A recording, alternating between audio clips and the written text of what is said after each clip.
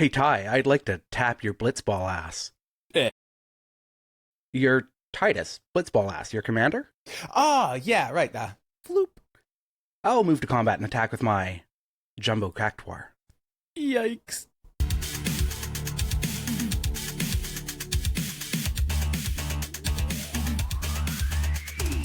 You've got FunFactor, two old gamers reviewing old video game magazine reviews. I'm Ty Shalter, he's Aidan Moher, and we're two professional writers who grew up loving the video games and video game magazines of the 1980s, 1990s, and 2000s. Every episode we take a critical look back on the games media that, for better and for worse, inspired us to do what we do. First, go to funfactorpod.com and follow the show on your podcatcher of choice. Leave us a rating or review on iTunes, Spotify, or wherever you get your media. We'll read the best, kindest, funniest, and most insightful ones on the air in our letters section. And today we have a special episode. We always ask you to please consider becoming a member of FunFactor Ultra. If you are not a member of the Review Crew tier, you are missing out on monthly premium episodes where we get special interviews with incredible guests on different aspects of gaming and gaming culture, usually tied to or surrounding the magazines that we're reading, maybe with a little bit of contemporary relevance as well. And this month we decided, you know what, let's just give the people a big taste of it. So rather than unlock a bonus episode we recorded months ago, we have a really hot, really relevant topic here. Aidan, it's Magic the Gathering meets Final Fantasy, their new set. And just I'll let you introduce the guest. I'm so excited I can't even say his name. Yes, and I'm really excited for this. It might seem like if you're here for the retro gaming mags, it might seem like a weird episode to start with, but I promise we tie it into the regular topics we're talking about. I have a magazine-related surprise for our guest and for Ty. And I think you're really going to love this. I didn't know this. I know. I found it, and it blew my mind, and I'm going to blow your guys' mind. All right. So today we are interviewing on this special bonus episode of Fun Factor, lead set designer for the Final Fantasy expansion in Magic the Gathering, Gavin Verhey. And it is so much fun. Oh my gosh, Gavin is incredible. Not only like one of the top creators for Magic the Gathering, he's also one of the best ambassadors for the game. A great content creator. He has a YouTube show, Good Morning Magic. And we are super excited to talk to him, to pick his brain, but also to give you guys a taste of just the kind of stuff that we do for the bonus episodes. I know it's asking a lot. There's a lot of shows that are asking for your financial support. We're an independent media. We rely on the supporters and the audience, and we are trying to give you folks things that you will love to have, and trying to just throw you stuff at what you're interested in, what we're interested in, what we love. Again, as Aidan said, based on the conversation in the Discord, a lot of the people who love our show love this Magic the Gathering set. Let's go. Gavin's one of the most fascinating people I could think of to talk to, and you will find out he's a long time retro gamer, as far back as Ty and I, and can keep up with anything we throw at him. So I think you're really going to enjoy this episode. Thanks for listening. Absolutely. Stick around through the break. When we get back, Magic the Gathering's Gavin Verhey.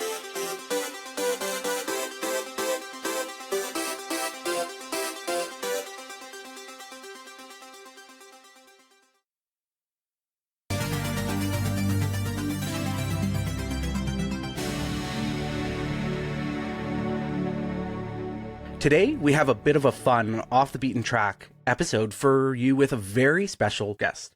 Magic the Gathering has been part of my life for as long or longer than I've been a Final Fantasy fan, as long as I've been playing video games, really. And the two games, digital video games, physical trading cards, have a long shared history of influencing each other. From Triple Triad's debut in Final Fantasy VII to Queen's Blood in Final Fantasy VII Rebirth, card games have been a staple in the Final Fantasy series for a very, very long time. No doubt introduced to the games thanks to the popularity of Magic the Gathering in the 90s. Growing up, if I didn't have my nose in a gaming magazine, I was likely playing Final Fantasy or sorting through my Magic cards. Full circle, we've got a brand new Final Fantasy set released for Magic the Gathering. It's like impossible to overstate how colossal this is for me as a lifelong fan of both franchises. And today, I am exceptionally pleased to welcome to Fun Factor my friend and development lead on the Final Fantasy set, Gavin Verhey. Welcome, Gavin. Hey, so glad to be here, Ty. So glad to be here, Aidan. This set's very special to me, and much like you, I spent a lot of my childhood and youth playing Final Fantasy and playing Magic. So getting to work on this was really a dream come true for me. So I'm really new to Magic, actually. I started playing almost exactly a year ago. My son had gotten into it when he was like, a tween. Now he's like 19. Outlaws of Thunder Junction got him, kind of into it. I think I want to get back into Magic, and I flip it. And so I started to get into it, and then Bloomburrow hit, and that was like a bomb went off in our family. So my wife and our 2 older kids are like a commander pod. We play every week, probably twice a week sometimes, just totally into it. And when news of this set dropped, I was like, oh, they are going to get all of my money. This is just such a great idea. I've been playing, like I said, for a lot longer. But it's funny you bring that up, Ty, because for me, like, Bloomburrow was also the set that got my little kids. My kids are a lot younger than yours, but got them excited about it because cute animals. And it was one of those things where, like, I was really excited and loved that set so much. And I could hand them cards and be like, hey, look at this adorable bunny, and they'd be like, oh yeah, that's really cool. And then for my older one, I could be like, and now look at this awesome dragon. And she'd be like, whoa. And then there's dinosaurs, and then there's like everything they love. So that sort of gateway, I think we'll kind of get maybe into that. But every fan has something about the game, like some set or something that drew them there initially. For me, way back when, it was, just I started playing during Ice Age. And it was just, there was a cool teacher at my school who started a club and got us interested, and it's kind of history. But Gavin, before we get to the cards, I want to get to the games, because as you said, you've been a lifelong fan of Final Fantasy as well. And one of the things that's very obvious looking through the new set is that you and the design team are obviously deeply knowledgeable fans of Final Fantasy.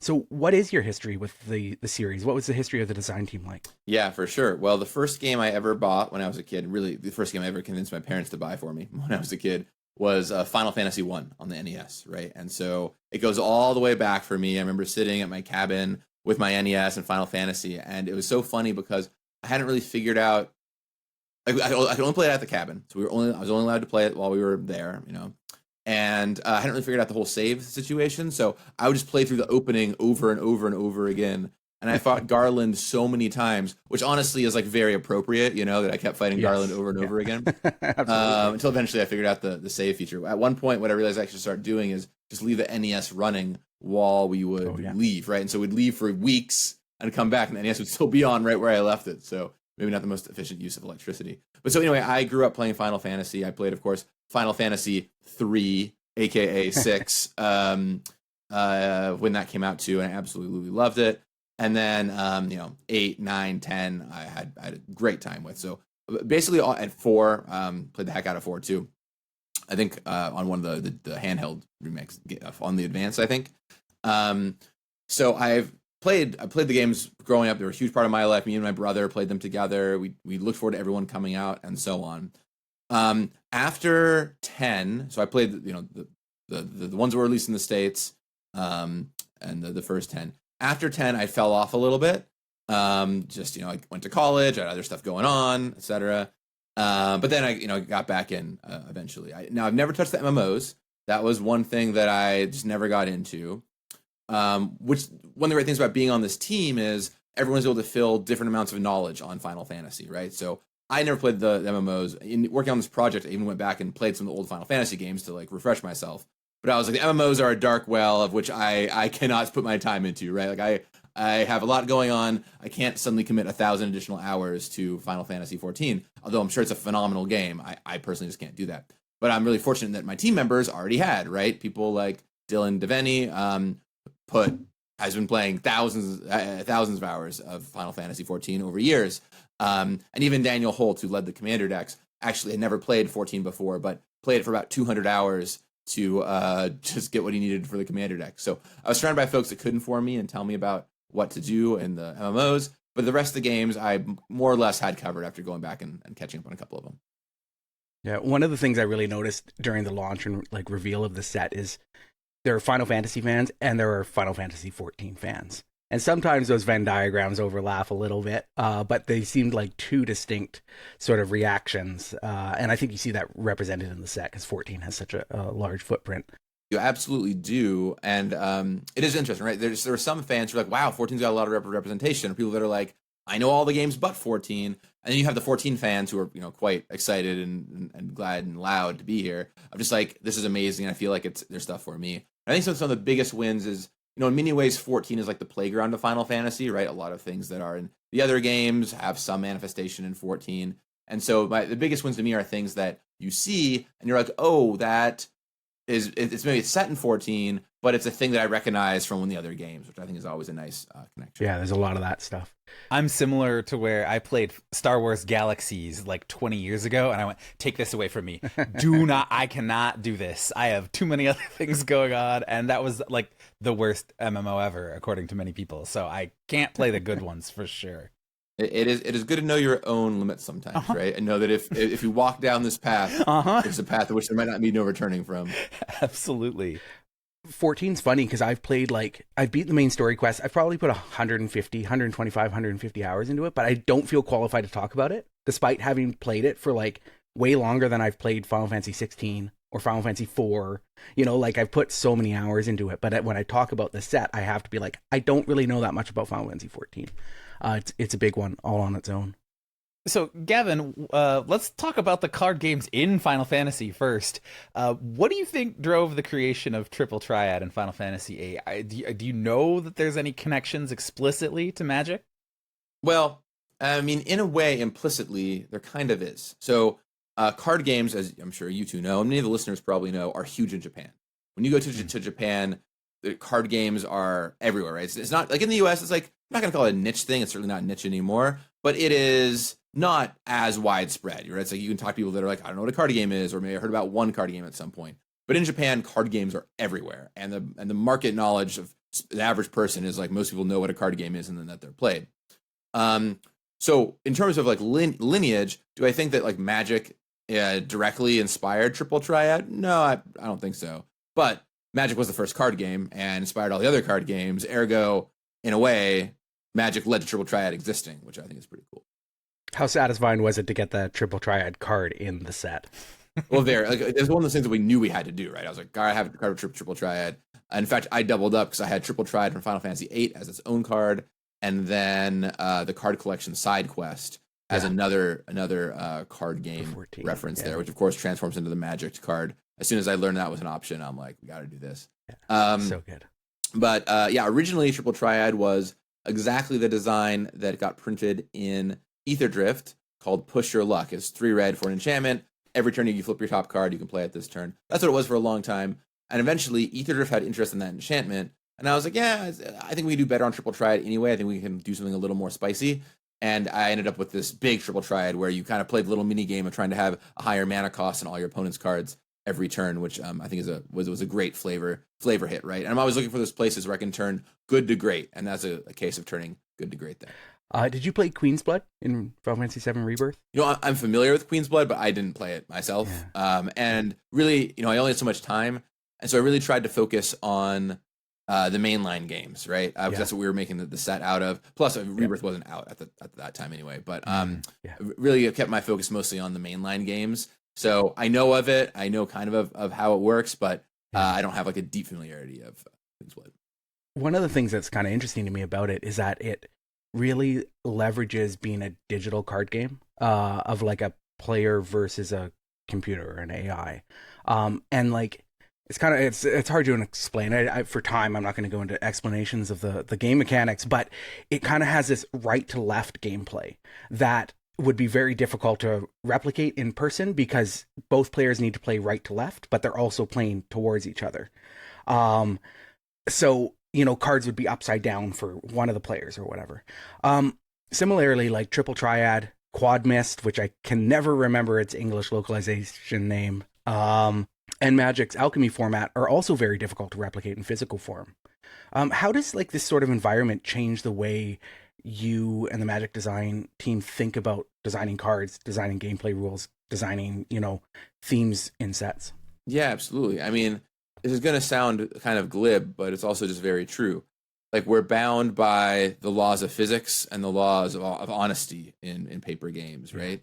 So unlike what digital can do, we have to do things that will work with all of Magic's other pieces, right? One of our great advantages is we've been around for over 30 years.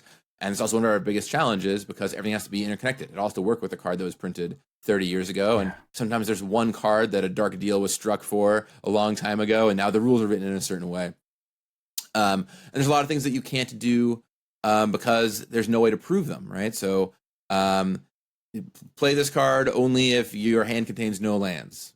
All right, well, I promise hand has no lands in it. I promise. Weird that I had to play lands every turn after that, you know? So there, you can, of course, do all kinds of gimmicks like revealing your hand, but there's things like that you have to be able to think about as you're designing. You can't just, there's lots of digital mechanics, like, you know, pick a random card from your deck with mana cost 3 or less that are not really plausible to do in a physical environment. Like, theoretically, you could do them. You could look through your deck, pull out, reveal your whole deck, pull out everything that has mana cost 3 or less, roll a dice, but it's not really going to happen in a game. So there's just stuff that you don't get to do because you're a physical game.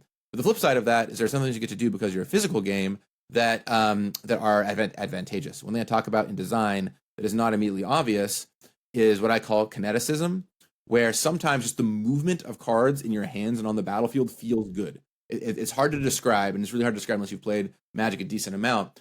But like moving cards in certain places, or the satisfaction of like pointing a removal spell at their creature and having it, you know, it go off the board when you do that, that feels a certain way. And trying to recapture that feel is really important. So there's all kinds of stuff. Like, there's so many things like that we think about. That's only the tip of the iceberg. But paper versus digital really makes a difference. You're talking about Chaos Orb. Right? Yeah, well, it's like sure, not nothing. That is a hard one to do digitally. I'll tell you right now.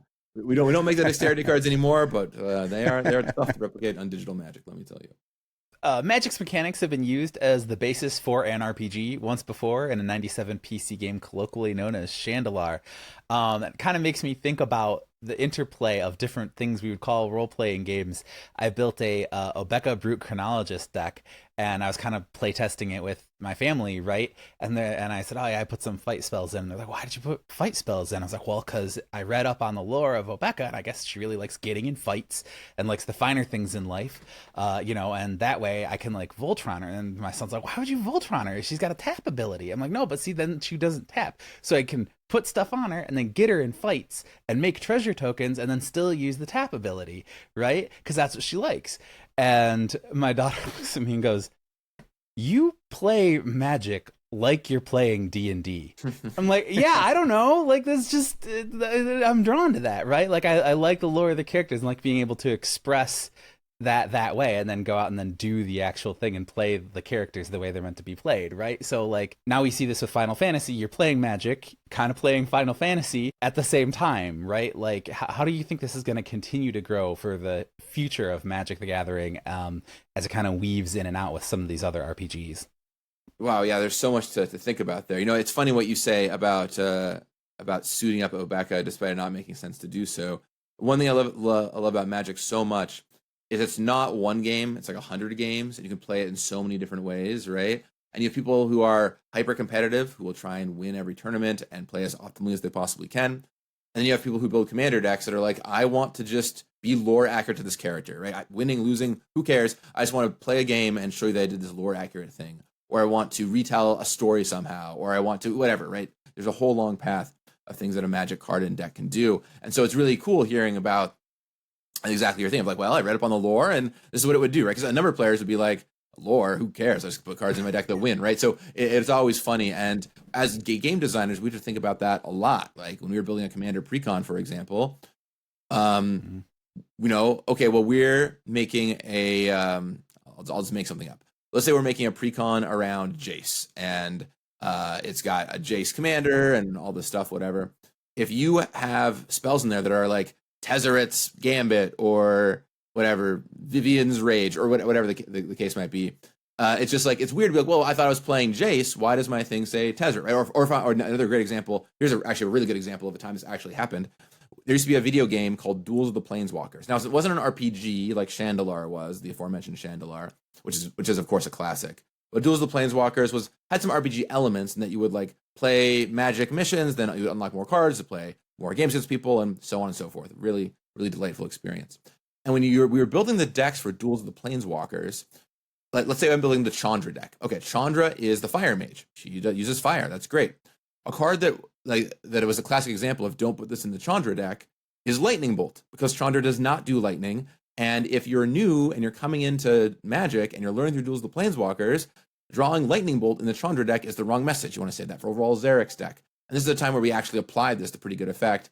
And if you look at all the decks in Duels of the Planeswalkers, generally they really well mirror that character's power set. It was really, really important to us. So we think about that stuff a lot in design. So when it comes to what it means for Magic and like how all the history of fantasy kind of builds on itself, I think it just means we have to take it really seriously, you know? Like our players are really invested in our characters and our worlds. We want to treat them with respect. And the same is true when we do these collaborations, right? When we do a collaboration with Square Enix, we want to treat Final Fantasy with the respect that it deserves. And we want to make sure that it feels authentic and like what's really going on. And getting to collaborate with them on this project was really cool because they treat it with the same respect that we wanted to. And yeah, so it all kind of had a long lineage, and no matter what we do, we want to make the best version of it we can. One of the things I really think is interesting looking at the set is just thinking about the ways that Magic sort of spawned out of Dungeons and Dragons and similar like games that Richard Garfield was looking at way back when, which go back to Jack Vance's Dying Earth series. And like Final Fantasy I took its magic system right out of Jack Vance's work, which was where Dungeons and Dragons got it from. And then to see sort of that replicated in this set 35 years later or whatever has been really nice. Well, and in many ways, right, Final Fantasy I is based on Dungeons and Dragons. In many ways, yeah. It takes a lot of inspiration from D&D, so it's totally a full circle kind of moment. Yes. Yeah, absolutely. And it feels really satisfying to see that. And of course, like, for those who don't know, Magic the Gathering and Dungeons and Dragons are both under the Wizards of the Coast brand. So it really is like this full circle coming together of all these gameplay systems across various different types of games that all share these origins, all share these ideas. And as you're saying, like, player expression in all of them is so important, right? Like Magic and Dungeons and Dragons and Final Fantasy have always been really strong in allowing the player to express themselves. And I think that's, one of my favorite things about all three of those. Before we get into sort of talking about the set itself, get into more kind of technical details about Magic, I want to hit you up with an easy one, both of you. Who, in the Final Fantasy universe, do you think has the chops to top 8 a Magic Pro Tour? And why is it Cypher? Oh, you see, funny. You were going to say Cypher from FF8. My first thought was Quistis from FF8. I feel like she would put in the time, put in the research. That's a good one. She's a smart one, so I feel like she would be a pretty fierce opponent. Fortunately, Final Fantasy has no shortage of people whose power is I am smart, and I want to put in time. So that's great. There's also canonically a line in Final Fantasy IX from Vivi talking about card games. So I feel like Vivi might have a shot too. Vivi was the first one I thought of. Yeah, Cypher's just so intense. I feel like Quistis would be the one who could top 8 a Magic Pro Tour, but she'd kind of like John Finkel it, where she's like, yeah, I could top 8 a Pro Tour. I could go do that this weekend, or I could go do something, like anything else, because he can just let But she's not very committed to it, Yeah, because her ambitions are just like, it's almost too easy for her. What about you, Ty? Yeah, no, I thought of Hojo almost immediately. Also, I mean, it's low-hanging fruit. He'd cheat, though. That's the thing. Is he'd get kicked out. He'd play banned cards. He'd do something horrible. I mean, any of the Sids technically, right? But I'm also drawn to, I think, 8 because it's set in the maybe the closest to like future sci-fi timeline. So many of these characters you could so easily play the game. Plus, it's where Triple Triad is actually played. So I think that Sid, a school headmaster, having that kind of chops, that wouldn't surprise me. I'll tell you who plays in like all the tournaments and loses and then complains about it and has like a lot of bad beat stories is Emmett Selk. That guy is just like playing in every PTQ and he like always loses for top 8 and he's just really salty about it. 100%. That feels about right to me. Yeah. And then there's Red 13 who shows up, plays like a round, then just drops and kind of hangs out by the merch table, like bumping into friends the whole time. Just plays like Stompy every time. Yeah, exactly. Yeah, mono green Stompy for sure. 100%. Well, before we get too far down this road, because we could spend the whole show doing this, we got to take a break. When we come back, we are going to look at some reader mail right here on Fun Factor.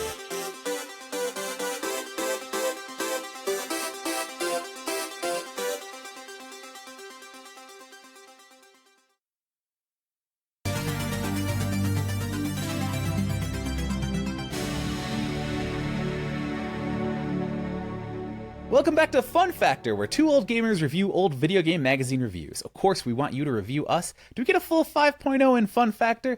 Leave us a review on Apple Podcasts, and we'll read the best, funniest, kindest, and most entertaining ones on the air. Okay, Gavin, whenever we have a guest on the show, we always put them to work a little bit. It wouldn't be Fun Factor if we didn't have some retro magazine content.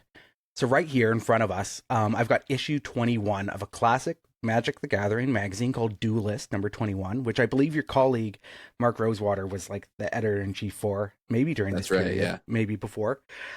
Usually, like Ty said, we do letter mail, but I've got a fun little surprise for you. Can you turn to page 98 for me and describe to the readers what you find there?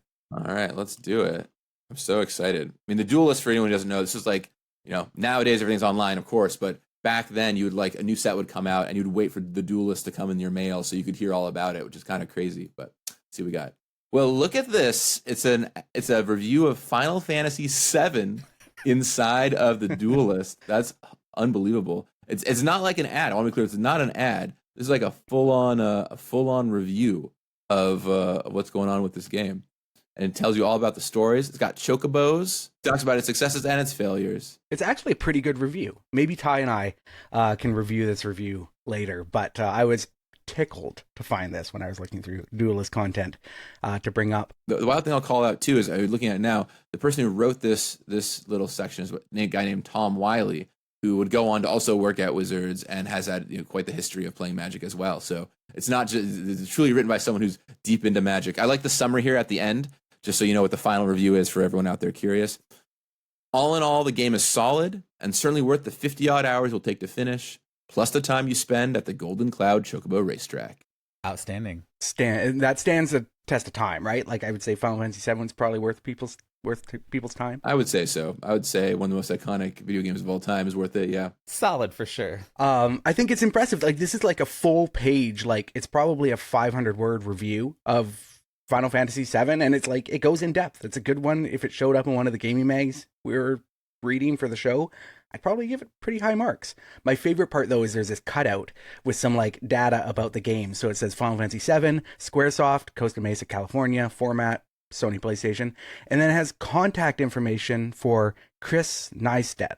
It has his email address at fleischman.com, and then his phone number, and then URL for the PlayStation website. Like, who's Chris Neistat? Why would somebody reading a review need to email him or phone him? I don't know. Different time. Yeah, can you imagine just a time in the world where you just drop your email address as like the contact for Final Fantasy VII in a magazine? You're like, yeah, that's just a normal thing to do. No problem. I'm not going to get 5 million emails. Like a nationally distributed magazine. Yeah, it's insane. But very cool. A little glimpse into where we were back in 1990, what, 7? This review is from January 98. Yeah. So. All right, so we have now Final Fantasy VII in the Magic the Gathering world back in the day. Now let's talk about the actual thing, the real deal. Okay, Gavin. Why Final Fantasy? Like, what did that bring to Magic the Gathering? How did that come together? In retrospect, it's kind of like, why not Final Fantasy? Like, it is such a perfect fit for Magic in so many ways, right? Like, if you think about Magic, every set is its own world, has its own story, its own characters, its own creatures. It still has some amount of like general lineage of vibes. A few characters translate over, but in general, it's its own bespoke thing. And when you think about Final Fantasy, every game, same kind of deal. It's its own world, its own characters, and there's some similar vibes for sure. But you can go all the way from dystopian to cyberpunk to high fantasy and back. And in working on the set, like it was so easy to bring a lot of this stuff over. I'm not gonna say that the set was easy to make, but the because it certainly took a long time, right? We worked on this thing for almost 5 years, but it's so much felt natural, I guess is how I would say. And I think one of the things that was a big takeaway for me is when you're translating a video game into Magic, not a TV show or a movie or a book, but a video game, so many things just transfer over. You're like, well, we already know what health. Like if you play Final Fantasy, you get health and you get mana and you get building a party and you get a tinkering with all your stats and all this stuff. And if you can do all of that, and if you understand those basic concepts, a lot of Magic is going to come much more naturally, and a lot of the card designs are going to come naturally too, right? What does a black mage do? Well, it makes sense that a black mage who is constantly shooting little fireballs at you would also, in a game of Magic, kind of sit back and just shoot fireballs at you from behind, right? So trying to find those through lines, so much of it felt natural, of just like, oh, this character would do this thing, this kind of mechanic would do this thing, and it created a really good bed to build out the set with that way. Not saying that it was easy by any stretch, and there were certainly characters that were challenging that took a long time to get right. But there's also a lot of things that we got a really good running start on because it just made sense. And yeah, one of those things I just look at and I'm like, what a perfect fit for Magic. Not to mention, I think that the audience overlap, like all three of us have played both games, and many of us have touched them, for a long time, like you and me, Aidan. And they also came out not that far from each other, right? Like Magic came out in 1993, Final Fantasy came out only a few years before that. And so we've grown up with both these things together. So just the overlap and the course of it all is so high, I think, which really helps. Can you talk about how the set came together? Like, I'm not even sure if you are allowed to talk about this, but did you guys approach Square Enix? Was it the other way around? Was it something more kind of natural and symbiotic? Yeah, so we have a team, an emerging business team that does work to help figure out deals and talk with folks. And now sometimes folks will email then, and I don't really get involved in that part. So I wasn't there when like the first discussion ever happened or whatever. But I do get involved somewhat early, like after after we've had those initial conversations, to kind of vet things out a little bit. And one thing that I'll say was apparent from the get-go is Square Enix, the folks on their side, were big Magic fans. I think that really, really helped and really made it feel like such a more holistic project because, I remember once we kind of kicked off the project and I moved on to it, we had a call every Tuesday night for the whole project's life cycle, so for years. Now, I wasn't on that call every time. Some other people were, though. They gave up their Tuesday night every week for years. And in my first call, though, one of the lead guys is like, hey, yeah, we went to 4 pre-releases last weekend, and I got a bunch of new cards for my Modern deck, and all this stuff. And I'm like, oh, wow, you guys are like really Magic players. You really know what you're talking about here. And that really made for some great collaboration, right? So I was able to go over with them and play the set with them in Japan, which was very cool to kind of hand carry. You ever want to feel terrified? Just pack a bunch of highly confidential things for one of the biggest Magic sets of all time in your suitcase and just hand carry it onto like your airplane and the Tokyo subway and just hope you get there okay. Terrifying. Oh my god. And we had to play then, and they would also send feedback on cards sometimes as well. So they really cared a lot. I think that like love on both sides, us for Final Fantasy and them for Magic, helped us create the best thing we possibly could. You mentioned Daniel Holt earlier, the lead designer for the Commander decks. And I actually noticed you and he talked to a TCG player right around the release. And you said that there's no change in all the permutations of the cards and characters and everything that you worked on over years and years. It's no change I look back on and I'm like, man, I regret that change. I wish we hadn't done that. Maybe ask me in 3 months and I'll have a different opinion.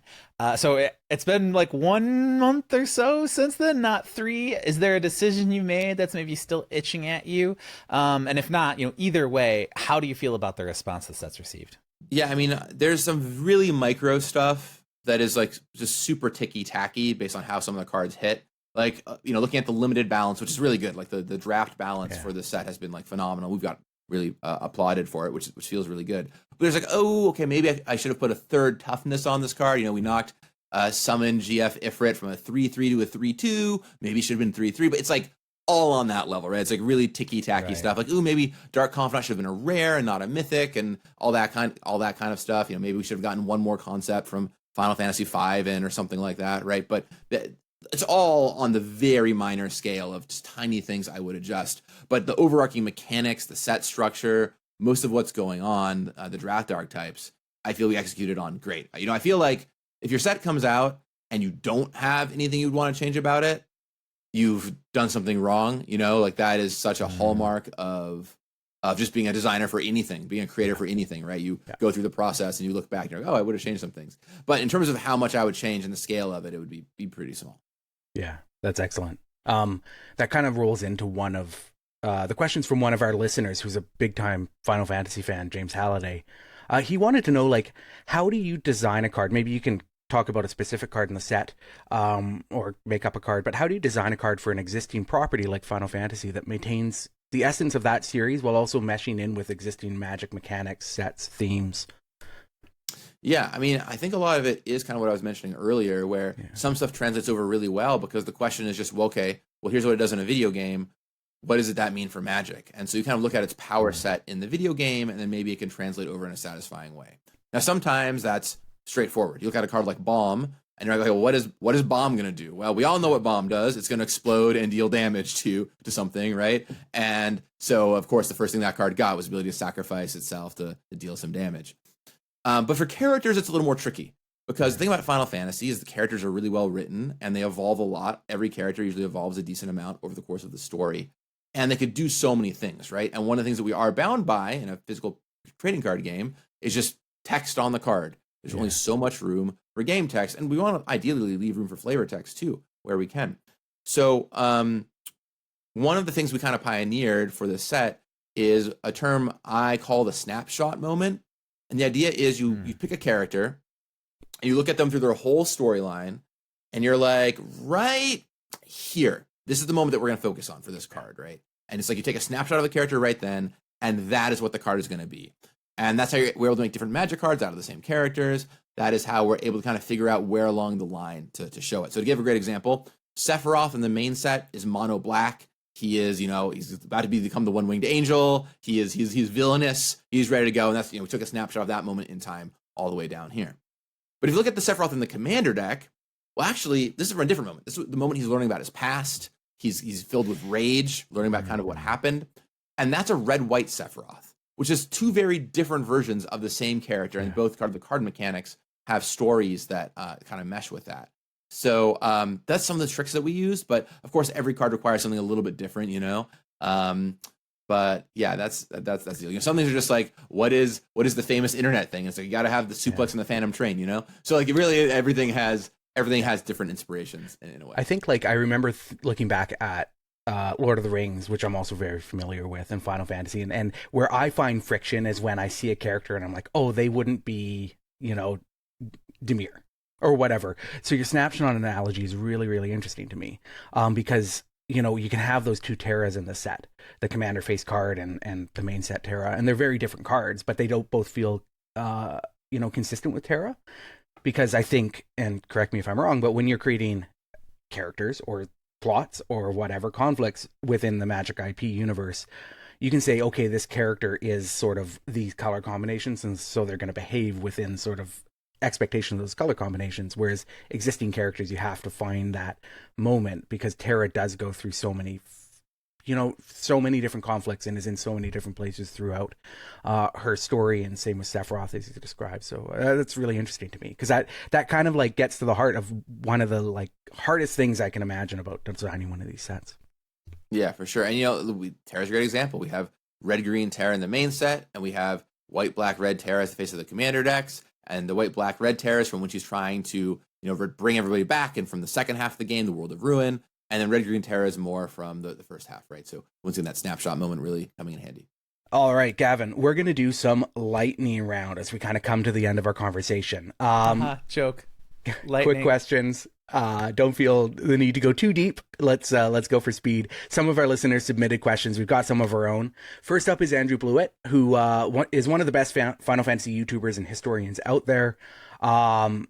He asked how you divvy up which cards that have sort of appeared generically over the Final Fantasy series. So you mentioned Bomb earlier, or you could look at something like Ultima.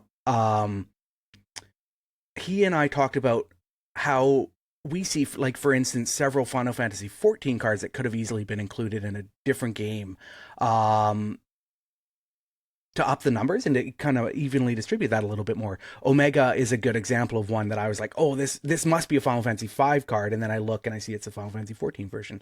How did you guys come up with the numbers for how you distribute those, how the generic-y Final Fantasy core ideas got distributed from game to game? Yeah, I mean, we had some rough targets of kind of what we were looking for each game really early on. For example, we knew that 14 was incredibly popular, so we wanted to make sure that it was well represented, and it certainly is. But, ultimately this was a decision on our creative lead. Dylan was incredible and putting in a lot of work on the set. And, when it came to matters like this, I just trusted whatever he wanted to do, right? It's like, which Matoya should we use? Should we use 1 or 14? We settled on the 14 version. But we could have gone either way on that, right? Yeah. And so, in many ways, 14, as I mentioned earlier, is kind of like the playground of Final Fantasy. Yeah. And so grabbing the version of that is kind of like the amalgamation of so many different versions. It feels like a very true version, I think, for a lot of people. But ultimately, it was, Dylan's call, and I kind of trusted what he went with. Yeah, Kryle's a fun one in the set because I really love Final Fantasy V, so I was excited to see Kryle. But I know Kryle's also, really well liked for like among the Final Fantasy 14 crowd too. And so I was like, oh, I wish this was Final Fantasy V, but then I'm like, actually, this makes a lot of sense as a 14 card, and the mechanics behind it are really fun because of that differentiation as well. Okay, Ty, you got the next question. Let's go, lightning round. Yeah. I was about to say, as a former all-conference Quiz Bowl player, we are failing at lightning. But that is fine because all right, I'll try to be a little better. Try to be a little better about it. No, not you. No, it's me. It's me. But no. So Gavin, what's your favorite piece of mechanical flavor in the set? Like, I saw Zach Fair being like, can sacrifice himself to give his +1/+1 counter and indestructible to another creature. Like, ooh,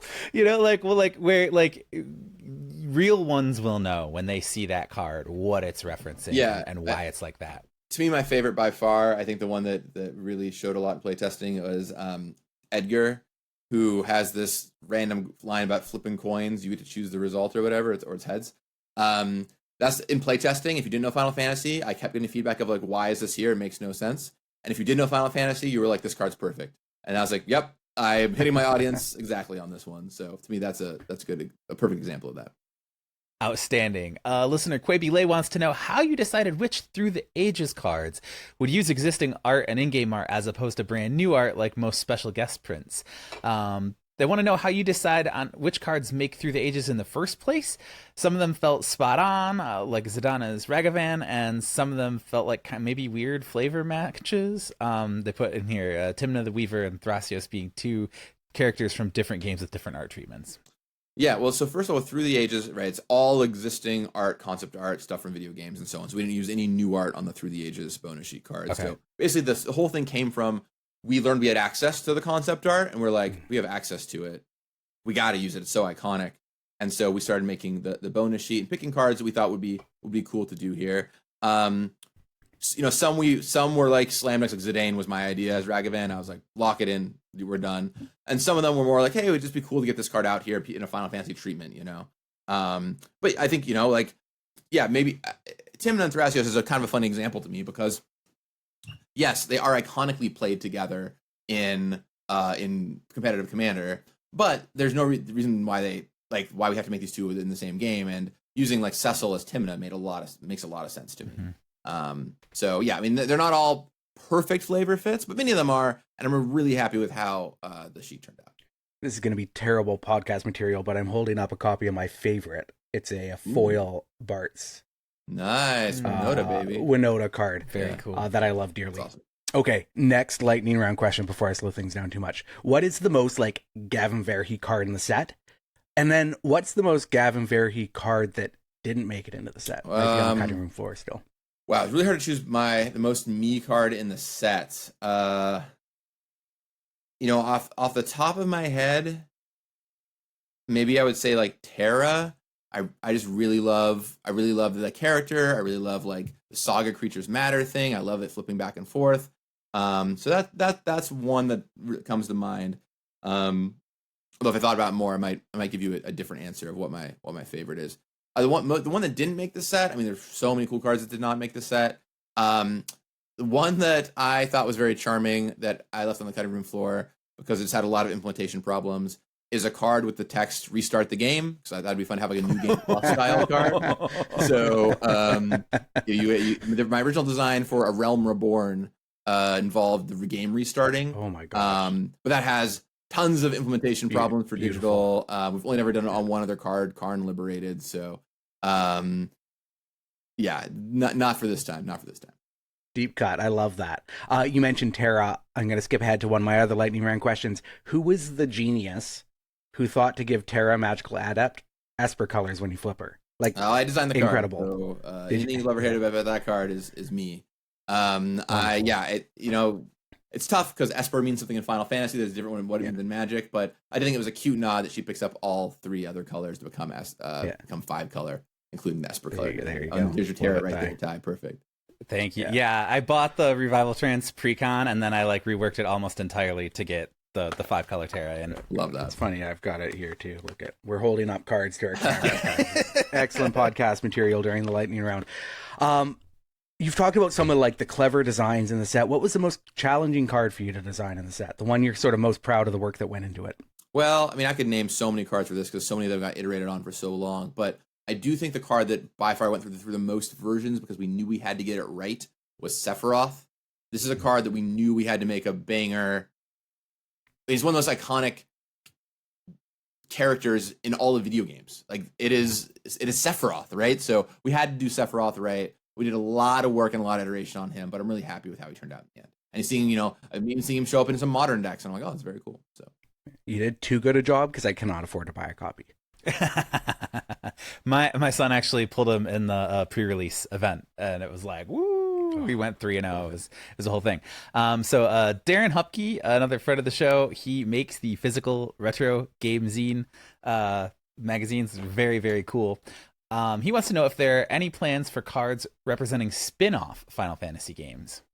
Yeah, we limited ourselves to just the mainline 16 games here for a number of reasons, not least of which was there's already so much content to cover. I mean, so we had to leave stuff on the cutting room floor that if we expanded it to include even more games, we would just have to leave more stuff on the cutting room floor, right? So we had to draw ourselves kind of a line somewhere. Look, I would love to go. I'm a huge Tactics fan. I would love to go. And honestly, I like Crystal Chronicles a decent amount as well, as well as many others. X2, Dress Spheres, sign me up. There's a lot of stuff I love in spin-off games. Who knows what the future holds, but for now, no spin-off games here, and I'm really happy with the success of the set. If we ever do another collaboration with Square Enix in the future, we'll certainly talk about it as an option. What's your favorite Easter egg? I really like. There's a card called the Coin of Fate. Not to go back to the coin thing, but the Coin of Fate in Commander. Where Edgar's showing off his coin, and you can see that the reflection is armor, both sides are heads, which I think is like a really nice touch on that card. I know that the 14 cards have a ton of little Easter eggs in them, but I don't know 14 well enough to be able to recap them accurately. But I know that team was constantly flipping out about the tiny Easter eggs they were putting in. That's fabulous. I love that Edgar, the coin card. As soon as I saw it and saw the like head in his armor, I was hollering. Great. Yeah. I loved it. Okay, so you know what? I was going to go with a heavy hitter last question. Ty, you can cut this part, but I think we've already kind of touched on a lot of this. I just really wanted a Ferris card because I love Ferris. But instead, I'm going to ask, do you have any questions for us about the set as fans, as people who have played along? Like, what are you, anything we haven't talked about today that might be... Yeah, I guess I'd be curious to know what is the thing that was missing that you most wanted? A Ferris card. Yeah, it's tough. We looked at. She's so awesome, isn't she? She's looked at Ferris, and we never had a Ferris card in the main set, but we did have a Ferris card on the bonus sheet for a little while, on the Through the Ages bonus sheet, and ended up getting cut, unfortunately. But she's awesome. Would love to do something with Ferris. So it's a good choice. Yeah, I'm racking my brain because I think we dovetailed a lot in terms of, I was a huge 6 fan, huge 7 fan. I did not like 8 mechanically, story-wise was pretty cool. 9 I loved. Maybe it would have been more 9, but even so, we did get Freya in there. So, like, I was almost looking to be disappointed, right? And it was kind of the same thing where, like, every time I was like, they're not going to get in this and there. And actually, it dovetails with something I love about the Final Fantasy Remake series is, they're probably not going to have that moment where Red 13 is walking in a Shinra uniform for, like, 2.5 seconds. Oh no, that's like a 4-minute long cutscene that blows it all out to the they're probably not gonna have a house as an enemy. Oh no, that is a like hour-long sequence boss fight in the remake. So it's like that same sort of thing where like every step of the way it's just been like I can tell these people love this as much as I do, and the things that they loved about it are the things that I love about it. 9 is my favorite Final Fantasy, and so there's an Ico card that I had to leave on the cutting room floor. That was in the main set for a long time, and that one was painful. So. That would have been nice. 9 got some good representation, though. I was really happy about that. I'm a huge 9 fan as well. I do have one last question that kind of ties into storytelling and Magic. because that's important to me. Like my background is as a book blogger and I'm a writer, and I love Magic story. I love following the Magic the Gathering story stuff, and obviously I like Final Fantasy. One of the things that really struck me about the set is it has so many deep cuts. It goes so deep into so many of the games, but it avoids very specific spoilers. So there are there's a card, Harmonize, in the commander deck, I think, or is it a main set card? But in any case, Harmonize, and it shows Aerith Praying, which is perfect for that card. And then there's Sephiroth's Intervention, which is him dropping down to like get her to stab her, but like there's no card of that actual moment. So like people who know, but it doesn't actually spoil that moment for new players. What was the balance there, trying to find like impactful story moments? Final Fantasy is full of so many twists. You want to represent those emotions that people had playing the games without sort of, breaking the bank for new players, maybe. Yeah, we wanted to avoid a lot of really heavy spoilers where we could, because what we found was, I honestly use the exact example that I always use when I talk about this, is when you show Sephiroth plunging down with his sword, if you've played 7, you know what's happening, right? I don't need to show anything else. You know what's going on. And so we kind of took that and did that across the set a little bit, right? Where you see an art piece, and if you know, you know, and if you don't, you don't know. And then when you go to play 7, because one thing I really noticed, it really played out. I expected this would happen, and it really played out even more than I think I could have ever anticipated, is how many Magic people were like, wow, this set is cool, or these cards look cool. I want to go play the games now. And though it might sound silly to be like, here's a spoiler for a 20-year-old video game, a lot of people are going to try them for the first time, and it's cool when they see the character and be like, oh, I know the character, and not spoil too much. There's some places where it was inevitable, like a lot of the Transforming Legends is the place where it's like, well, we kind of just have to show who this person becomes, right? But even then, you'll note that it's Ultimisia turning into Ultimisia, not Adia turning into Ultimisia, right? Yes. So we still were able to preserve some of that. You're right. You basically called out the exact cards that I always mention in this case, and we did some of that in the set for sure. Yeah, it's been amazing to see the crossover, because I've have a foot in Magic fandom and I have a foot in gaming fandom, and now all of my gaming friends are now playing Magic the Gathering, and I'm like, oh, wow, this is amazing. Yeah. Everybody is into it, discovering this game for the first time, and that's what I love about Magic the Gathering, is the gathering part. And I'm watching people I've worked with in gaming sites, all of a sudden they're putting together commander pods to play, and it's beautiful to see those fandoms come together. The set's wonderful. It's everything that I wanted it to be, which is hard because my expectations were very high. But I appreciate you taking the time to talk to us today. I appreciate all the work that you and the rest of the team has put into this. It's fabulous. I just need my stores to get more stock. It's impossible for me to find cards. I buy anything I see that I need, I buy immediately. So my wallet's not happy, but I sure am.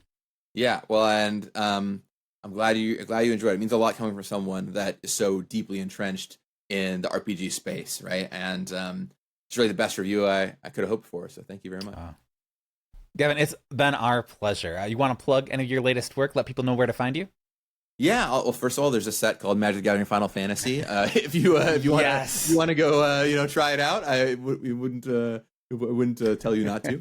But you can always find me online everywhere that has my name. So whether it's Blue Sky or Instagram, wherever you can Google me and find me wherever. But the other thing I have is my YouTube channel, Good Morning Magic, where I talk about magic design every week on there and kind of the background of everything, what goes into it. So go follow me there for all kinds of fun inside magic stuff.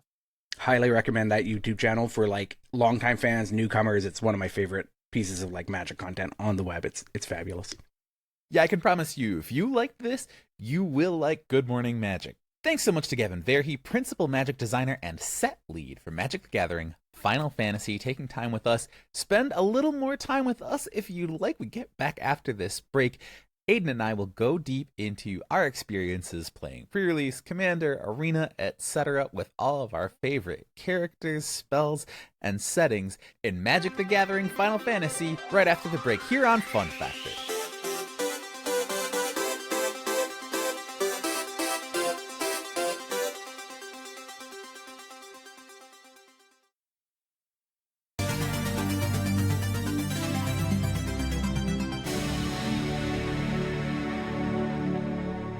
Thanks so much to Gavin Verhey, lead developer for the Final Fantasy set for Magic the Gathering. And if you don't listen to Good Morning Magic, or you haven't been paying attention to Magic the Gathering at all, you're new to it, Gavin has a ton of content out there. He's a great ambassador for the game, and also just what a trusted hand at the tiller of a game that a lot of people have a lot invested in, whether you're brand new like me or you've been doing it forever like Aidan. Okay, so Aidan, what did you think? Gavin had a ton of great stuff for us. Oh, man. I mean, you could tell from my enthusiasm that I could have talked about that set for hours and hours and hours with the most, like, deep-cut minutia, like, questions. But, I mean, that's just kind of reflective of how impressed I am with the set. And it's one of those things where when they were first revealing cards, like, one at a time, I was kind of like, oh, where are my favorites? I was, disappointed when we didn't get Ferris, or like I wanted, in my mind, Terra did something different or whatever. I would have designed her different. But now that I have the cards and I've been putting them in commander decks and I've been playing Arena and I've done a pre-release, like everything just feels so cohesive and well put together. Mm-hmm. And as I revisit games, so like, the new set encouraged me to go back, and I'm replaying Final Fantasy X for the first time, a game that typically I haven't really liked all that much. But, there's so many cards from 10 in the set that I like and want. And I'm like, kind of gets me excited about those games, reinvigorates that love of those games for me. And that's everything I would have wanted from the set. And so I look at it now and it just feels so wholly inclusive of like everything I love about Magic and Final Fantasy. Yeah, I'm the same way when he asks, like, what's missing? And I'm like, I honestly don't know. One of the weird things for me was around Tifa, the commander deck version Tifa Martial Artist, right? Where like it's designed with Cloud and Sephiroth, where it all kind of works together, because like get them all to 7 power, and then her power like is built off that all makes sense to me. The regular Tifa, I saw like mono green landfall. Yeah. I'm like, okay, that's one I wish I could have had another few minutes, and he was coming up against his hard stop, and go, okay, like, is this Tifa like in the life stream? I'm like, I'm trying to picture like, what about like land gives Tifa, power, but gosh, if she's not the most fun to play with. Right? Like then you play against her and she whoops your ass because she's like a 24/24 all of a sudden, and it's like, oh, okay, that's Tifa. But like the toughness, but it's not +1/+1 kind of, because I was just talking about this with my son, and because I was saying the same thing, because he saw me playing. He was actually making fun of me because I was playing Arena while waiting to get ready for Family Commander Night. Right. And then everybody was ready but me, and I was playing. And he's like, what? Is Dad playing while we're supposed to be playing? Amazing. Like, what the? And then he's like, what? And what is that? Landfall? You're doing Gruul Landfall? Yeah. Like, what the heck, Dad? Like, counters? Come on. If you're going to sell your soul, just like play Is It Prowess. And I'm like, okay, no, but like, this is fun. We were talking about it. Yeah, well, he's like, but hey, listen, like, it's like a balanced Mossborn Hydra, right? It's not +1/+1 counters. Yeah. It doubles every turn, and it goes away at the end of the turn, and it only does the power, not the toughness. Yeah, so it's like, so if you can kind of get the hit through, or you can, bolter or something, like that kind of stuff. So it's like it's more balanced, and then like, man, it's fun to play with, and it rocks, but it also doesn't break the set. It doesn't break limited at all. It's like, it's not a super easy thing to pull off in a limited environment, and yet it's awesome and it works. If we'd had more time, I would have loved to have talked to Gavin about how designing the set for standard changed their approach, because some of the other Universes Beyond sets, like Lord of the Rings specifically, had the One Ring, Orcish Bowmasters, stuff like that they could never get away with putting in a standard set. There are archetypes in there like that you couldn't get away with putting in a standard set. And it does feel like, in a way, being a standard set brought the power level down a little bit. So you get those good cards, you get those strong cards like Tifa, but nothing that's like absolutely blasted, a format open the way that like Lord of the Rings did with the One Ring. And I think that's better overall for the Final Fantasy set, even if like at first I was like, oh, where are the cards that I'm gonna like, are just gonna make my deck like so much better. Whereas the reality for me, like, I have a Tom Bombadil deck, that's a Sagas deck, and so I've put a bunch of cards in, and none of them are like, except for maybe Knights of Round, none of them are like huge home run, like, change the deck, all of them make the deck incrementally better, though. And I feel like that's sort of where Final Fantasy is really interesting, that it doesn't warp like the formats around itself. It just sort of like adds options, and that comes back to that player expression as well. That we've talked about, that it gives people more options to like, build out the decks that they want. Curious to see how rotation goes, because I was surprised not to see many. I watched a bunch of Pro Tour Final Fantasy and did not see many Final Fantasy cards at all, outside of, I think Vivi was in some of the Is It Prowess decks. And so I was surprised by that, because, typically like Lord of the Rings had a lot of cards that were played right away in the formats it was available in. But Final Fantasy, as like the last set before a big rotation, it's entered into the biggest standard ever. So it has the most competition of any set ever released in the history of the game. And so I'm kind of curious how all of that dynamic sort of changed the way that they were like, designing this set, designing power level, and how they sort of anticipate that then moving into the next era of standard as some of these older sets rotate out in a couple of weeks. Interesting sidebar. I think it's Wilds of Eldraine is still going to be in there. Okay, yeah. Sorry, I was just looking at it because like I'm so new to this. I've only really been in this hobby for a year, and already like Arena popped up. It's like, oh yeah, like Wilds of Eldraine is rotating out of Arena, and I was like, okay, but that's the first deck I got was a Wilds of Eldraine Precon that was only like a year and a half old at the time. Yeah. Like I had Faded Minion, and I was all right, cool. Like I'm like, what? Like, the cards that I like first started playing this game with are like rotating out, it's funny. But I think Final Fantasy, I am also very curious to see as we get a year from now with a bunch more sets have come in. Exactly. And Final Fantasy. And again, like you said, it seems like Age of Eternities is almost built to be. And now here comes so many cards that I was like cool. Kind of disappointed with in Final Fantasy, like the Fran and Balthier card. I love those characters. I was kind of disappointed with the design, but now all of a sudden I'm like, oh, okay, because Edge of Eternity has a bunch of vehicles, and like, it's like, oh, okay, some of these cards just, they were designed to like pop later. And so that's been really fun. Edge of Eternity just looks like a bonkers set. That was actually on my on the tip of my tongue for a second when he was like, oh, what was missing? I kind of want to be like, I really thought there'd be more airship stuff, or the airships would be better. Yeah. But I didn't quite say, because I was thinking, I'm like, okay, no, but there is Setzer, there is the Blackjack, there is the I was like, the Delta, but like Ragnarok wasn't in there.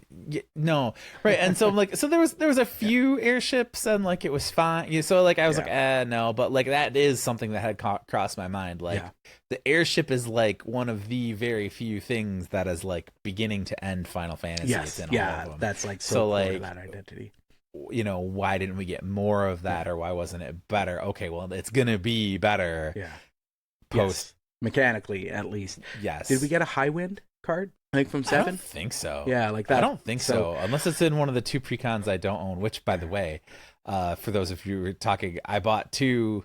I bought the Terra deck and the Cloud deck, and then the other 2, Costco has these bundles that just dropped. And and I literally just stocked like today. Like I checked yesterday, not there, checked today. So I might be, after this recording, going and getting the other 2 Commander decks I don't have. Hi, this is Ty from the future. I did go run out to Costco, and turns out that the stock was only available for delivery in my area, online only, not at the actual Costco store, where they once again made fun of me for trying and get an item that doesn't exist in their system and they've never heard of. I mean, the Highwind would be in 7 if it's in anything, but yeah, anyway. I'm having trouble finding Commander cards. Yes. So they've been really hard. I needed, again, like an Owaka card from the Final Fantasy X Commander deck. And I like could find 1 copy in Canada. Like I searched a bunch of Canadian like Magic card stores, and I found 1 copy and just bought it. Shipped to me from like Edmonton or something. And so I do feel like maybe I just need to go out and buy. I bought, as everybody saw earlier on this audio podcast, I bought the Terra deck, made a bunch of tweaks, but kept them in universe, so only Final Fantasy cards for my editions. but I kind of just want the cards from the other decks, even if I just kind of tear them apart over time. What are some of your standout cards? What are your favorite cards from the set? Either power level, fun to build around, fun to play, or just like flavor. We asked Gavin, flavor wins. What are some of the... Yeah, flavor wins. Zach Fair was just such a flavor win to me. I was like, dude, that's so good. Clever Concealment being That's a Cloud. good one. Yes. Dress up for the Honeybee Inn. Yeah. It's like pulling together the pieces, something like that. It's all the shadow dreams. Yeah, stitched together. Stitched together. Yeah. So that one was amazing. really cool flavor wise.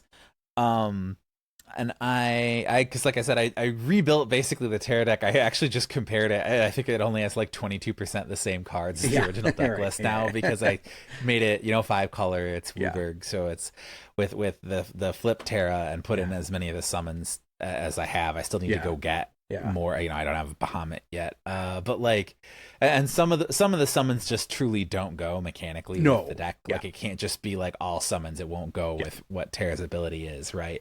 And I was also trying to avoid doing like all the Tifa Chocobo landfall beatdown also as a sub theme. I try to go like, let's give me Lock and Moogles, right, to make it more on flavor, right? But also that's difficult because the two best Moogle cards by a long shot are in 2 different decks, and I have one of them. I have the actual Mog from card, the 6th precon. but then from the 6th precon, but the Good King Mog, the 12th or whatever, is in the 10 precon, 14 precon, 14 precon, right? So it's like, and then like the Stiltskin Moogle, like gift them a card, so you have to have like bad cards to gift them or whatever is weird. It's a fun card though. Our friend, we mentioned James earlier, James Halliday. He and I played some Commander with a pod, and he has a Stiltskin deck, and he just loads it with bad cards. Like, so the big boogeyman the whole game was this Phyrexian War Beast that, like, if it dies, it's like an old card. So it was like, whatever, it's a 3/4 or something for 3, which was good, well costed back in the day or whatever. So it needed a downside. And the downside is if it dies, you like have to like sacrifice land and like lose some life or something like that. So like it just got passed around and around and around, which is pretty funny. That's great. Odin, actually, the Odin summon with stage 2 is if it deals combat damage to a player, that player loses the game. That rocks. Not only is it so on flavor mechanically, but it's also like, talk about it if you know, then you know. Like, I see Odin, I go, oh God, what is that gonna do? Am I gonna die instantly? And then like in Arena, people just literally don't know. Like I have done things where it's like, okay, cool, I send Terra and I send Odin and they block Terra, like, I'll just take whatever this is. Amazing. But bam, they lose. And I'm like, like, that is an absolute riot. I love that. It's a fun card. And it's funny in like Commander too, because it won't win you the game, but it sure puts people on edge, right? And if you have like Terra, because you have like counter manipulation in that deck, so you can kind of keep it on chapter 2 if you want to, so that it will always take someone out of the game if they let it through. So pretty funny card. I really like the Secret Rendezvous cards. I love how they have art, so it depicts the date scene from the Golden Saucer. I love how it has art for every one of the dates, which is just really, really funny. A combo and the Sids. The Sids are just such a like slam dunk home run, having 14 of them, and the fact that like they work well in a deck running all 14 of them without like holding that deck back and being mechanically strong. I have I really wanted to build, as I've said many times on this episode, I'm a big Final Fantasy V fan. Really wanted to build a Bart's deck. I do have the Through the Ages Barts, which is a Winota deck, but I already have a couple of Boros, like aggro-y decks, so I didn't want to build another one. And I don't really care, like Barts and Boko are a single card. It's a bird typal card, but it's just not, you can't run it as a commander. It's mono green, not enough birds, and it only has like one enter the battlefield effect. So I ended up building Choco Seeker of Paradise, which is like a Bant Bird deck, and it's been really fun. And one of my favorite kind of like flavor combos there is Saz from Final Fantasy 13 and his little chocobo. And that little chocobo, it's kind of like Tifa in a funny way, but it's a 1-drop, 1/1. And every time land comes into play, it just gets +1/+1. You play that on turn 1, and it just like snowballs, and it's just funny. And then Saz, of course, can either search up a bird or a land, so it synergizes well, because you can either find the chocobo or you can find a land to power it up. But then when he attacks, he puts a +1/+1 token on any creature, and then doubles the number of +1/+1 tokens. So it's just like, it's not necessarily good or overly powerful, but it's just a cute little synergy between like two cards that that are just fun to play. And I think that there's just a lot of fun to play cards in this set. Absolutely. Which make me really happy. One of my biggest disappointments was Strago and Realm, though. I really love Realm as a character. I was really hoping she would get a good card.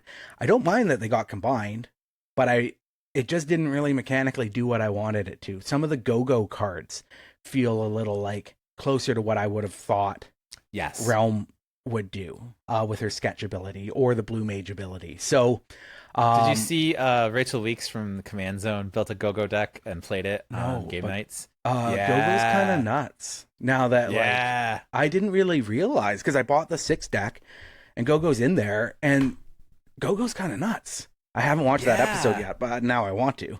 Actually, very cool card. Siegfried is really funny in the. Siegfried's good. I love it. He should really good. He shouldn't be good. No, he should. Maybe that's a flavor miss. I did not expect Siegfried to be good. But it's a total flavor miss. But he's pretty good. I like him. Which is funny. Actually, same thing. Tara Branford. It's funny to me because it was like, I like to bling out the decks when I can, right? I was like, okay, cool. Like, let me get a cool Tara. Okay, well, like the Esper Tara has the Amano art, which is really cool. Except I've never actually liked the Amano Tara that much, because I prefer the pixel art, right?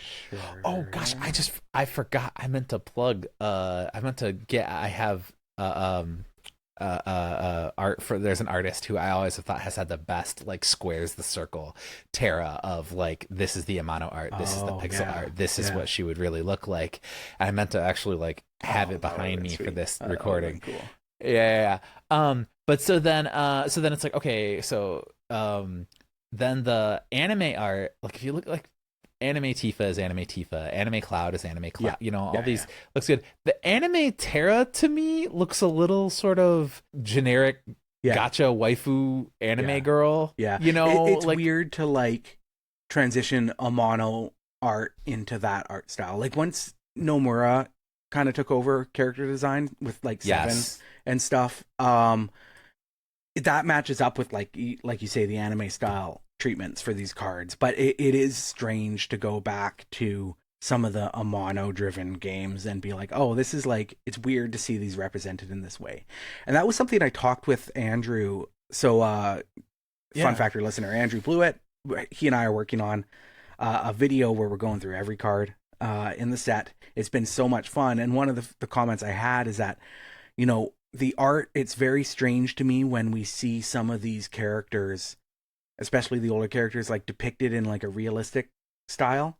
When it has sort of that comic booky, Magic the Gathering, staple look to it. I really like the stylized stuff that we got in the set. There's some beautiful cards. And then there are some that I sort of look at and I go, this doesn't really feel authentic to me.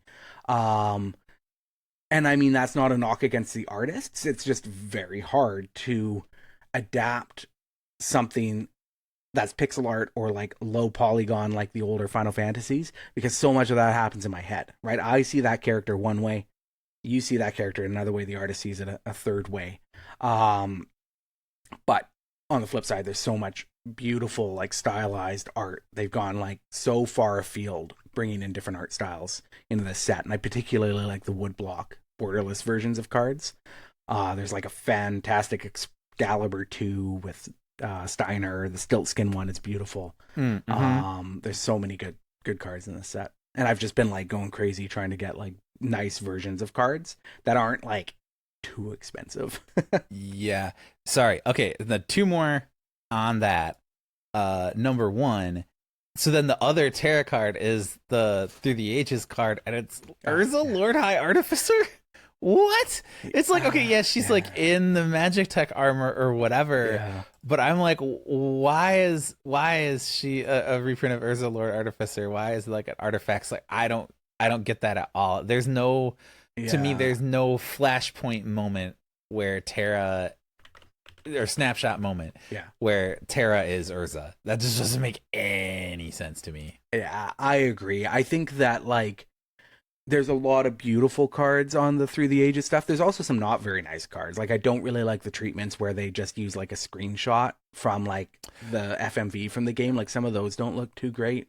But hit and miss, I think. Hit and miss, but then the home runs like Zidane as Ragavan. I love my Bart card. Like some of the ones that they hit. And I acknowledge how hard it can be like to kind of get those flavor wins, because these are predefined characters having to slot on top of predefined characters, right?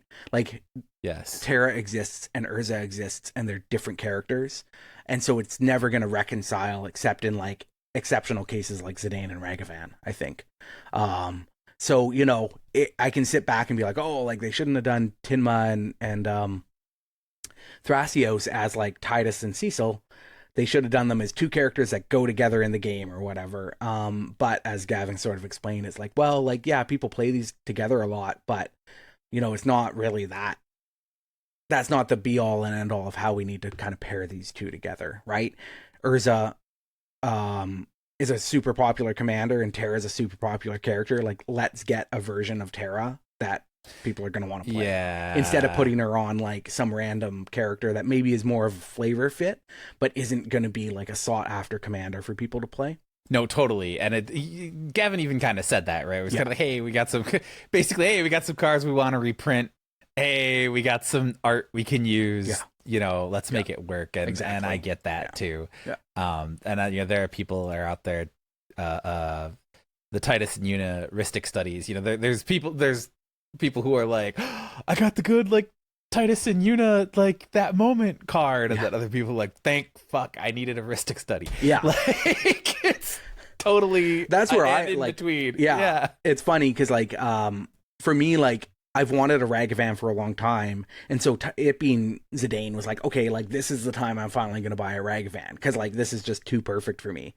There's other times, where I'm like, oh, I just need this card, you know, and I don't really care what the treatment is or how I get it. It's just like the cheapest version of this card that's come out for a long time, which is pretty funny too.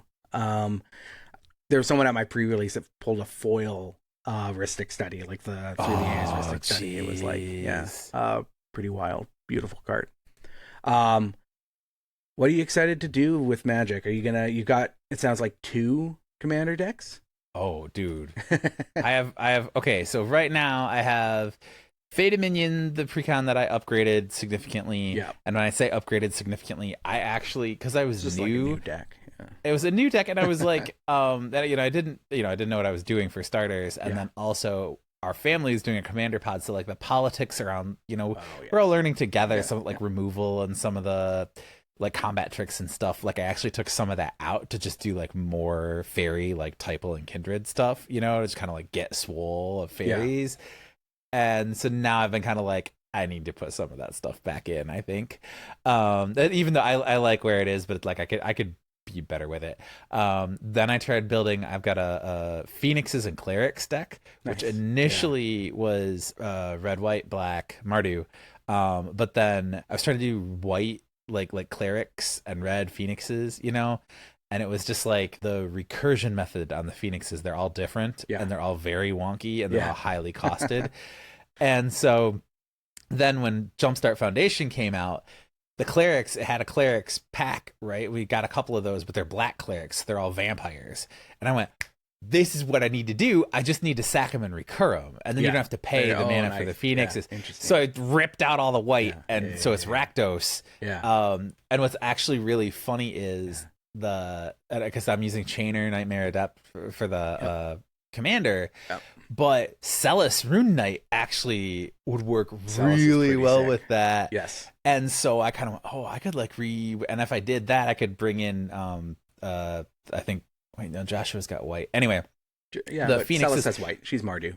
yes, yeah. So that was one. I actually should have said that. I wanted more Phoenix stuff. He's the he's the only Phoenix. Yeah. The 16 guy, Joshua Phoenix is dominant. He's the only Phoenix thing in the whole set. There's not a summon Phoenix. Yeah. And then the Phoenix down is like literally the only other Phoenix thing in the whole set. There isn't just like a Phoenix creature or Phoenix summon. So it's like, I have a Phoenix's deck, and I was super excited to put Phoenix shit in here. Yeah. So that would actually work if I remade it with Celis as the commander and tweaked some of that. So I'm excited about that. I bought I started making that Obeka deck. Yes, that's cool. It's cool, but it's like literally like high bracket 1 at this point, because there's a bunch of stuff that doesn't make sense together, and almost all of the sick like end turn now abilities are like of preposterously expensive cards. Yeah. So and it's like rules based. It's also like, in our pod, is it like how much of us are like rules sickos, right? Like procedurally like hair splitty stuff is like not necessarily the most fun. Yeah. I like that kind of stuff, but like definitely like I'm the guy at the table with my play group who has like 17 triggers on the stack, and I'm like resolving them like in order and stuff. And my other friends they're like, Aidan, just like whatever, like I trust you. So like I'd love to play that against that Obeka deck, but it's definitely like a it's a work in progress. For sure. There you go. There's a cool card in the set that, because Obeka gives extra upkeeps, is that right? Well, it just ends the turn, so any effect that says like until end of turn X, you end it and like it cuts that off. So it's like, or I'm sorry, other way around. Not it if it ends at the end of the turn, it still ends at the end of the turn. But the ones that say until your next upkeep, so you cut the turn off before upkeep happens or whenever it is right now. And so that also happens like if someone's like, that's funny. If someone like plays an instant on your turn, you can just go, no, you don't. My turn ends, and like the stack disappears at that point. Yeah. So it's like it's just boop over. Yeah. The other Obeka, I think, gives you an extra upkeep phase. Yeah. And so that's the one I was thinking of. Yeah. There's a funny card in Final Fantasy that gives you extra end steps, which seems cool. Like I like any of those ones that can sort of like mess with the regular flow of the game, create new play patterns and stuff like that. So the big thing is extra turn spell, because it's like, at the end of this creates an extra turn, and at the end of that turn you lose the game. Okay, so then before you get to the end of the turn you cut it, and so that kind of Final thing Fortune and stuff like that. Literally like next turn, and then you lose the game at the end of that turn or whatever. Right. So you just never get to the end step of the second turn, cool. so you just keep playing. And like tokens that are supposed to disappear at the beginning of your next upkeep don't. Because you just don't have an upkeep and stuff. That's right. Fun. Yeah. So I actually saw one person who was trying to build a deck like that, but only on upkeep triggers and then end. Like, can I play a deck that just literally just upkeep, draw, upkeep, and then end the turn? Amazing. Okay, cool, and then move on. No main phases, no combat, no cleanup. No actual gameplay. And then I bought the 2 Final Fantasy, the Cloud one, which I haven't even touched it really. I just got Buster Sword and put it in, and then the Terra one. And then I'm gonna buy these other 2 just to have the cards and kind of pick the ones I want and just have them. Yeah, for sure. You said they're starting to sell the commander decks at Costco, which I'm glad for, because like product's just been so hard to get. They, I guess, underestimated how popular the set was going to be, but like you cannot get sealed product in where I live at all. One of the stores got 3 booster boxes of regular like play boosters, which was like a big deal. And because there's no sealed product, like people aren't trading stuff in, so it's like hard for me to get singles as well. And it's been like an adventure trying to build out some of these decks and get some singles when I need them. So I do hope that there's some improvement there, which everybody I talk to at the card store says like, yeah, we're expecting more product, we just don't know when. I can't tell you. It could come tomorrow, it could come in 2 weeks or a month or whatever. But if you're listening, Wizards, like, hook me and Ty on. Yeah, come on. This whole time I like when I saw what the collector boosters were MSRP'd at, and then B what they're going to be for the street. I knew I was never going to get a collector box. Yeah. But I was like, yo, let me just get one collector booster. And Aidan, all of that stuff sold out in pre-sale from my local game store. Crazy. And then some of the like Myers and Targets and Walmarts around here carry that stuff. But the distribution of that is like, I'm going to use the phrase mobbed up. Yeah. I don't know if I am not alleging any criminal activity.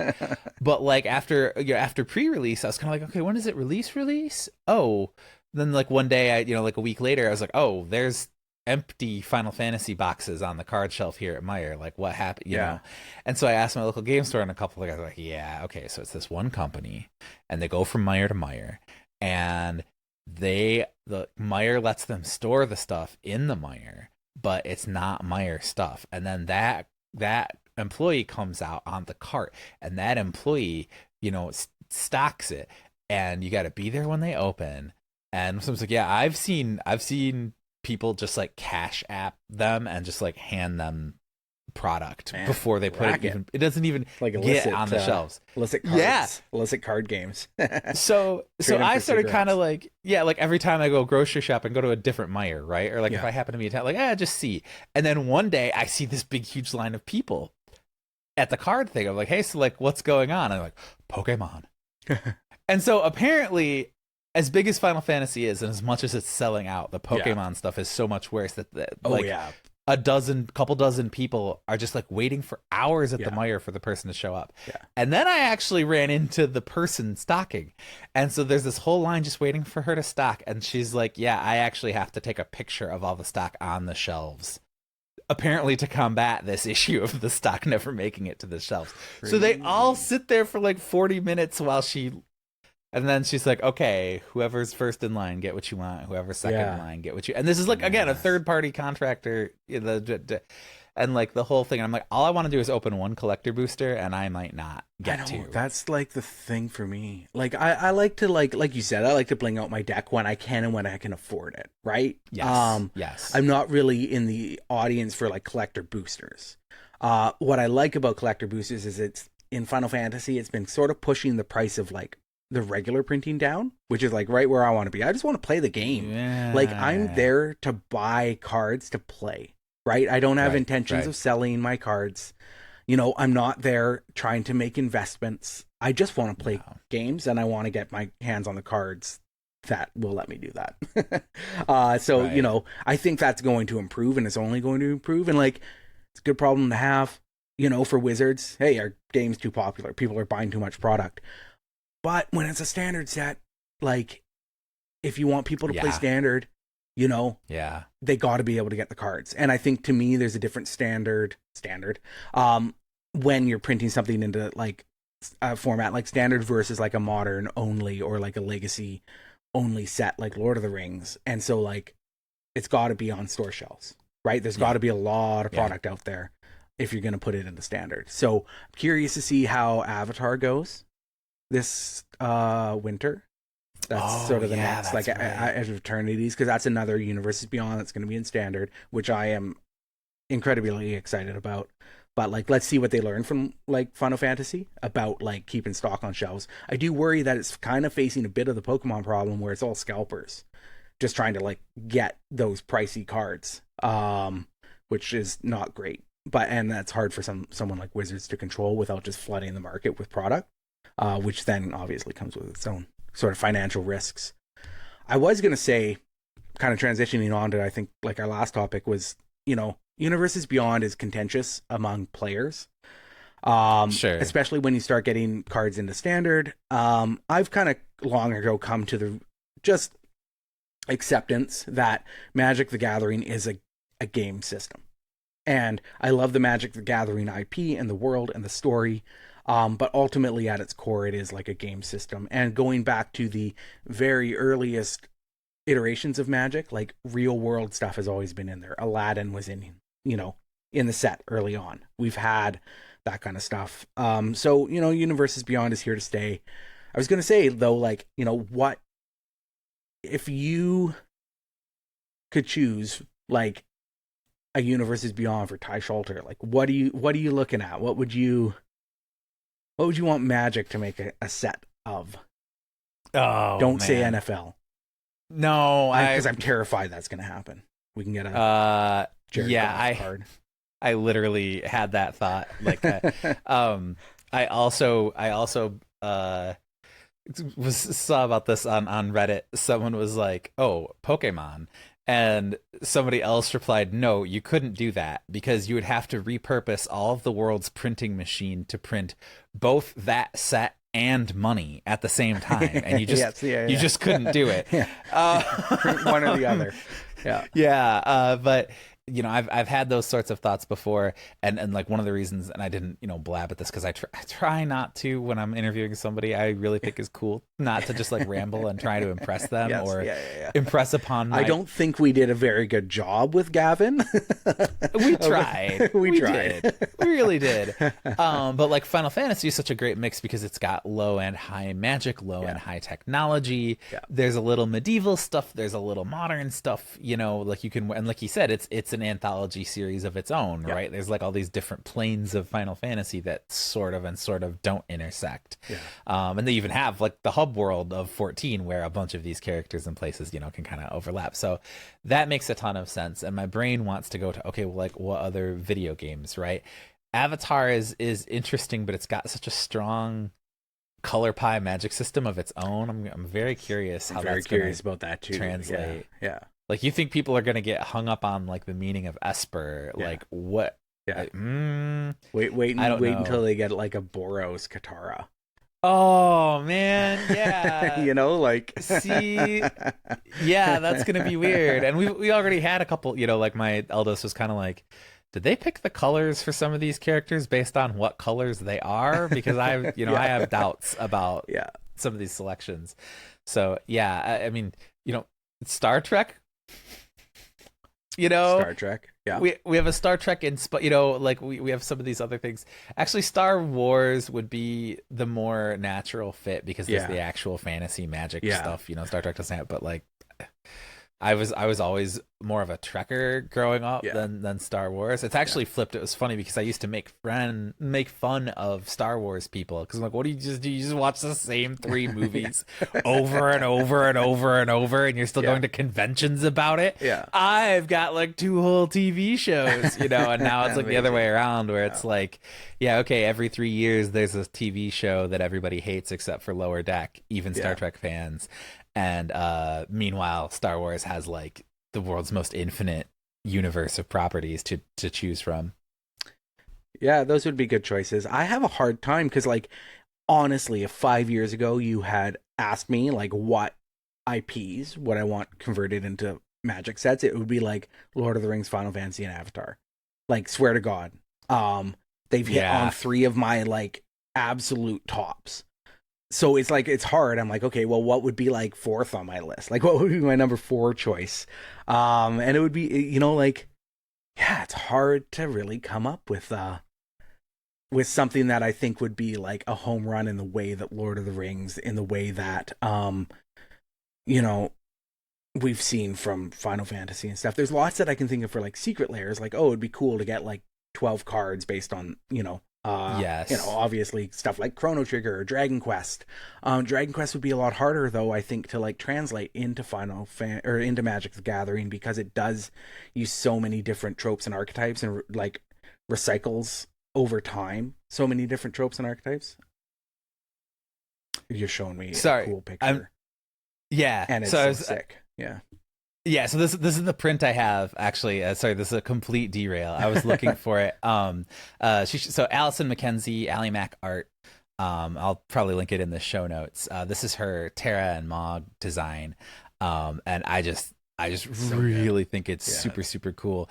And then I ordered it, and she included, like, I got like a bookmark and stickers and all this other stuff and like a personal note. Like there's Esper Terra, like her art style is just super, super cool. And she's got a ton of, you know, other illustrations and whatnot. And this is the kind of stuff that here in Canada, it's so hard to get because I'd order it and it would be, it just ends up being like 130% more expensive because of shipping and stuff. Barrett and Marlene, it's so good. Amazing. Yeah. So anyway, yeah. I might email that to Gavin afterwards because I meant to kind of show him and be like, hey, if you're looking for secret layer or check out this lady because her stuff would be cool. Rips. Yeah, so good. Anyway, I can't remember. I was saying, just like it's really hard. Like they've hit on 3 of my like all-time favorite things. Like I think something like Brandon Sanderson's Mistborn would translate really well. Yeah. It seems like kind of a generic answer, but I do think like Brandon is such a huge Magic fan, and he has those like deeply like thought out Magic systems that love him or hate him, they're important to his writing. And I think he thinks about Magic systems the same way Magic designers think about Magic cards. And so I think you'd have that transition. Mm-hmm. And because of the Cosmere stuff being so broad, you could get like a lot of cards. In the same way Final Fantasy has such a deep well to pull from. I think Brandon Sanderson's work would be, ripe for that sort of thing. Would be kind of cool. Oh, that's a great shout. And now I'm like, okay, books. Because it's like the range is absolutely gigantic. And then especially if you're thinking about rendering some of the stuff visually for the first time. Yeah. And it would have to be kind of big to make sense for Universes Beyond and not like a secret layer one-off. Yes. And that's a totally different thing. Like I could think of a million different, like give me a Studio Ghibli secret layer. I would buy a million copies, stuff like that. But when it's like filling out a whole set, like, there's got to be a lot there to draw from. Star Trek, Star Wars obviously have a lot. World of Warcraft would be a good one, but they kind of have their own, like Hearthstone. Yes, that's right. So that would be kind of hard. But yeah, lots out there. I'm curious to see where they go because I don't think this is going away anytime soon. Actually, Game of Thrones would be fun. Game of Thrones could be cool. Yeah, there's that depth as well. To that world. If anyone cares about Game of Thrones anymore, is that like a thing? That's the wildest thing. Is like it's completely memory hold almost. Yeah. Like that. The final season of the show was such final season and like a downer. The decade-long wait between books. It's just also it feels like it's really like built a lot of momentum. But But yeah, lots of stuff out there. I'm excited about Final Fantasy, but I'm excited to also go back to like, original IP for Magic. Edge of Eternity looks really cool. And then Avatar, of course, will be a big one. One of the things that I really love about Final Fantasy, Lord of the Rings, I can't really get it. It's behind me, but like, I just like building in-universe decks in those. And one of the things, like, so I'm holding up my Choco deck, and it's got like probably 60% like Magic or Final Fantasy cards or Final Fantasy printings of cards, but it also mixes in a bunch of regular Magic IP stuff. Terra, which I made like 30 adjustments to, is all Final Fantasy cards, and it just feels more like pure to me. Like, that it's like, okay, this feels like it exists in its own little thing. It feels really like comfortable having just Final Fantasy cards. I have a Frodo and Sam deck, which is all Lord of the Rings cards. So I bought the precon and then I upgraded it with only in-universe cards.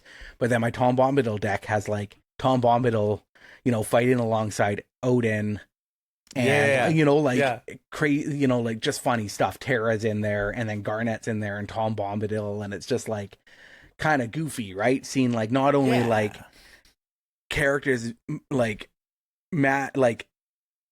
fighting alongside Magic the Gathering and it, like characters, but like seeing Lord of the Rings people fighting alongside Fallout cards for being able to build like in-universe decks is really fun for me. So I'm excited for Avatar to come out and build a really cool in-universe Avatar deck. We'll see how that goes because I'm sure it'll be cool. I'm sure it'll be fun. Yeah.